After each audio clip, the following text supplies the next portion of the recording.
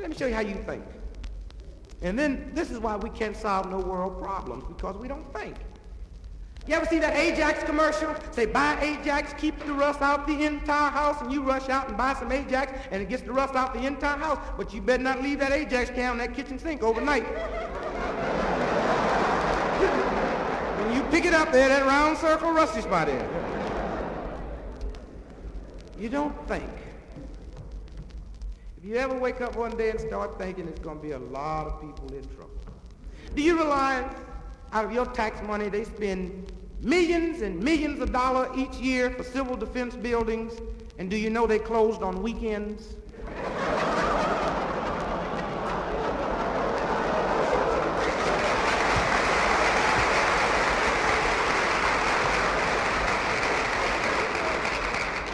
So this is frightening, the way you think. And if you ever wake up one day and just start thinking, I had the occasion to think a couple of weeks ago. Oh no, you never think 24 hours a day, man. People say you stupid. Yeah, they'll call you little funny things. Say, he a Muslim. Yeah, I had a cat tell me, say, you a Muslim. And you know, it's so amazing. After the Cassius Clay fight, guy was interviewing me. He said, were you surprised when Cassius Clay announced he was a black Muslim? I said, I was surprised when he announced he was a Muslim. We knew about the rest of it.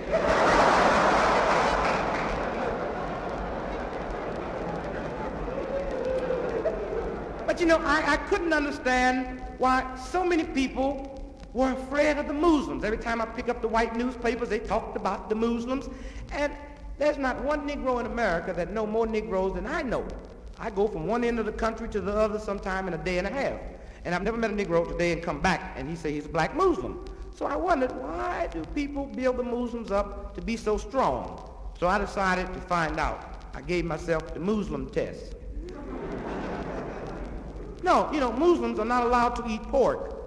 So if you want to test the strength of the Muslims, give yourself the Muslim test. I laid off of pork for 2 weeks. I said, now I know if the Muslims are strong, I'll find a lot of restaurants that have non-pork menus. I like to starve to death.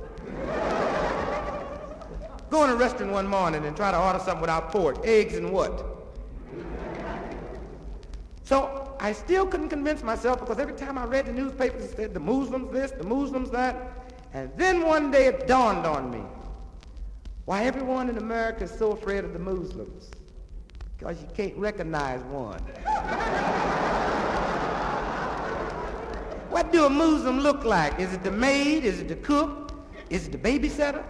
That's why so many white folks come to Negroes and say, what y'all gonna do about the Muslims? We can't recognize a Muslim neither.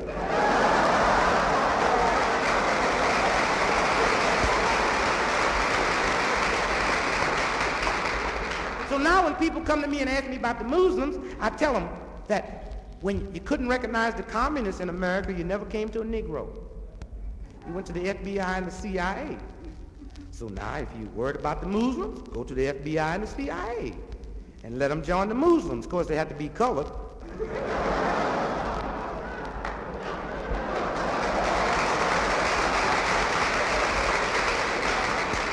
And you know, everyone was so upset when they said the Muslims want to fight. Do you know anything about the Muslim religion? The Muslims can't smoke, can't drink, can't go to nightclubs, can't mess around, whatever that means. No, it's in their bylaws. I read it. I don't know what it means, but I wouldn't join nothing that I couldn't mess around with. They can't eat pork and they can't live in white neighborhoods. And you surprised about the fight? Well, just think or not. Just imagine you're a Muslim. Can't smoke, can't drink, can't go to nightclubs, can't mess around, can't eat pork, can't live in white neighborhoods. Ain't nothing else left to do but fight.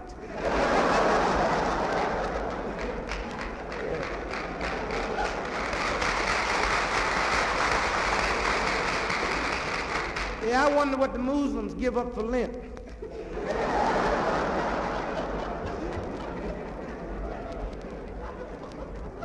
So, you know, really, like I said, I had occasion to think a couple of weeks ago, Internal Revenue came by my house and knocked on my door. Blam, blam, blam. I opened the door and said, who is it? It's the Internal Revenue. I said, what do you want? They said, you cheated us. I said, I know it. Yeah, they wasn't ready for that. Caught him completely off guard. He said, "You don't mean it." I said, "Yes, when I got in trouble, I did like most honest Americans do. I cheated on my income tax."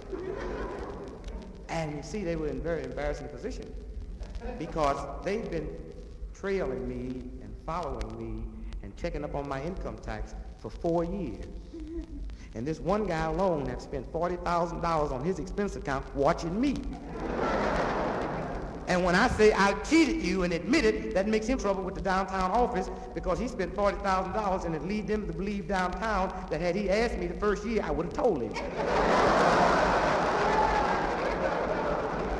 So now these two Internal Revenue agents are standing in my front door trying to get me to deny that I knew I cheated. And they said if I did, they would drop half the charges. I said, "You caught me cheating, do your job." They wouldn't even arrest me. I had to take a cab down there. And when I walked in, they'd already called the Internal Revenue Office. I walked in, the guy said, "Mr. Gregory?" I said, "We don't want you this year." I said, "I'm turning myself in like a good citizen. I made a citizen's arrest. I cheated on my income tax, and you're going to do something about it." So he was kind of nervous. He says, "Well, look, just a minute." Then in walks the district Internal Revenue Inspector. "Oh, you're really in trouble there because he's a foreigner. Yeah, he's just been in this country 6 months, and he hates anybody that's cheating this good thing." He looked at me and he says, "You cheated us." I said, "Cheated us? Man, are you out of..." And just when I got ready to get violent and really upset that whole Internal Revenue Office, they ran the colored cat in on me with the badge. He's winking and blinking and said, "Hey, brother, don't mess up my job."